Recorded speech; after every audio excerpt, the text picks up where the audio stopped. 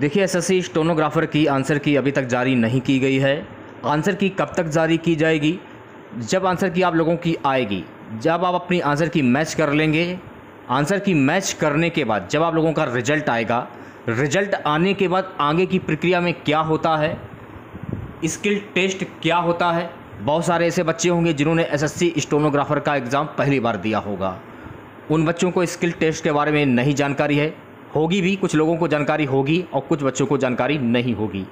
तो skill test क्या होता है, ग्रेड सी के लिए क्या स्पीड होनी चाहिए और ग्रेड डी के लिए क्या स्पीड होनी चाहिए, और सबसे बड़ा सवाल ये है बच्चों का कि आंसर की कब तक जारी की जाएगी। तो सारी जानकारी इस वीडियो में आपको देने वाला हूं। तो वीडियो काफ़ी इंपॉर्टेंट है आप लोगों के लिए, तो इस वीडियो को पूरा ज़रूर देखिए। वीडियो अच्छा लगे तो प्लीज़ वीडियो को लाइक और शेयर ज़रूर करें। और जो भी हमारे नए बच्चे हैं, जिन बच्चों ने चैनल को सब्सक्राइब नहीं किया है, तो प्लीज़ चैनल को सब्सक्राइब करें, नोटिफिकेशन बेल ऑन करना ना भूलें। तो चलिए वीडियो को स्टार्ट करते हैं। बहुत सारे बच्चों का सवाल एक ही है, एसएससी स्टेनोग्राफर की आंसर की कब तक जारी की जाएगी? आज शाम तक या फिर कल तक? आज शाम का आप इंतज़ार कर लीजिए। अगर आज शाम तक आंसर की नहीं आती है तो कल तक हर हाल में आंसर की जारी कर दी जाएगी।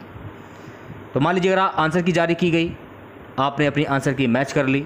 आंसर की मैच होने के बाद रिजल्ट जारी कर दिया गया, आपने रिजल्ट देखा और आप पास हो गए। पास होने के बाद आगे आप लोगों का स्किल टेस्ट होता है। बहुत से ऐसे बच्चे होंगे जिन्होंने एसएससी स्टेनोग्राफर का एग्ज़ाम पहली बार दिया होगा और उन्हें स्किल टेस्ट के बारे में कोई जानकारी नहीं है। तो कुछ बच्चों को जानकारी होगी भी और कुछ बच्चों को जानकारी नहीं होगी। तो जिन बच्चों को जानकारी नहीं है स्किल टेस्ट के बारे में, तो ये वीडियो स्पेशली उन्हीं लोगों के लिए है। तो स्किल टेस्ट में क्या होता है, किन चरणों से गुजरना होता है। परीक्षा पास करने के बाद आपने एसएससी स्टेनोग्राफर की परीक्षा पास कर ली, ठीक है। परीक्षा पास करने के बाद जो ग्रेड सी वाले बच्चे हैं और जो ग्रेड डी वाले बच्चे हैं, उनका जो स्किल टेस्ट होगा, स्किल टेस्ट में क्या क्या होता है, चलिए वीडियो को स्टार्ट करते हैं। ये आपका दूसरा चरण होता है स्किल टेस्ट। पहले चरण में आपको लिखित परीक्षा देनी होती है। लिखित परीक्षा पास करने के बाद आपको दूसरे चरण से गुजरना होता है। तो दूसरे चरण में एसएससी द्वारा आयोजित स्किल टेस्ट होता है और तीसरे चरण में अंतिम चयन प्रक्रिया होती है। तो अगर आपने स्किल टेस्ट क्वालिफाई कर लिया, स्किल टेस्ट क्वालिफाई करने के बाद आपको तीसरे चरण से गुजरना होगा और वो अंतिम चयन होता है। तीसरा जो चरण होता है वो अंतिम चयन होता है, उसके बाद आपका सिलेक्शन हो जाता है। याद रखने योग्य महत्वपूर्ण बिंदु, उम्मीदवारों को स्किल टेस्ट के लिए कंप्यूटर आधारित परीक्षा में उनके प्रदर्शन के आधार पर शॉर्ट लिस्ट किया जाएगा। स्किल टेस्ट प्रकृति में क्वालिफाइंग प्रकार का होगा और आयोग उम्मीदवारों की विभिन्न श्रेणियों के लिए स्किल टेस्ट में क्वालिफाइंग स्टैंडर्ड्स को सुनिश्चित करेगा। स्किल टेस्ट में अर्हता प्राप्त करने वाले अभ्यर्थियों की कंप्यूटर आधारित परीक्षा में कुल अंकों के आधार पर आयोग द्वारा नियुक्ति के लिए सिफारिश की जाएगी। सभी श्रेणियों के लिए स्टेनोग्राफी स्किल टेस्ट अनिवार्य है। आपने ग्रेड सी से डाला हो या ग्रेड डी से डाला हो, तो सभी श्रेणियों के लिए स्टेनोग्राफी जो है स्किल टेस्ट वो अनिवार्य है। स्टेनोग्राफी शॉर्ट हैंड नोट्स और उनके आगामी प्रतिलेखन की स्किल है, इसलिए स्टेनोग्राफी स्किल में मुख्यतः दो चरण होते हैं जो इस प्रकार से रहेंगे। पहला चरण जो होता है वो होता है शॉर्ट हैंड। अच्छा, शॉर्ट हैंड में होता क्या है ये जान लीजिए आप लोग।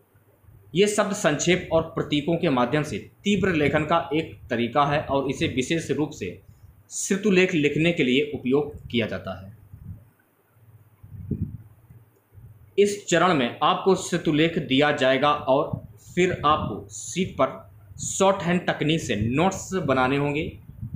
दी गई शीट पर जो नोट्स आप लिखते हैं उन्हें फिर से स्किल टेस्ट के चरण 2 में उपयोग किया जाता है। अच्छा, चरण 2 में क्या होता है? देखिए, चरण 2 में प्रतिलेखन और टाइप राइटिंग होती है, इसके बारे में जान लीजिए। एक प्रतिलेख किसी वार्तालाप या भाषण की रिकॉर्डिंग या नोट्स के आधार पर लिखा गया एक नोट्स होता है। इस चरण में सबसे पहले आपको निर्धारित नोट्स का प्रतिलेखन करना होता है और फिर कंप्यूटर पर इस प्रतिलेखन को टाइप करना होता है। सरकारी संगठन में एक स्टेनोग्राफर की मुख्य जिम्मेदारियां कुछ पर्सनल असिस्टेंट की तरह होती हैं। वो इस प्रकार से हैं, जैसे कि श्रुतलेख लेना और टाइपिंग, टेलीफोन कॉल हैंडलिंग, आगंतुकों को संभालना, वचनबद्धता को बनाए रखना, टूर कार्यक्रम और यात्रा व्यवस्था की तैयारी करना, फाइलों और महत्वपूर्ण कागजातों की ई ट्रैकिंग करना, संसदीय कार्यों को संभालना, महत्वपूर्ण संदर्भों में ई निगरानी प्रबंधन प्रणाली की देखरेख करना। अब स्टेनोग्राफी स्किल टेस्ट की जो परीक्षा होती है उसका पैटर्न जान लीजिए आप लोग। बाकी तो मैंने आप लोगों को जानकारी दे दी है।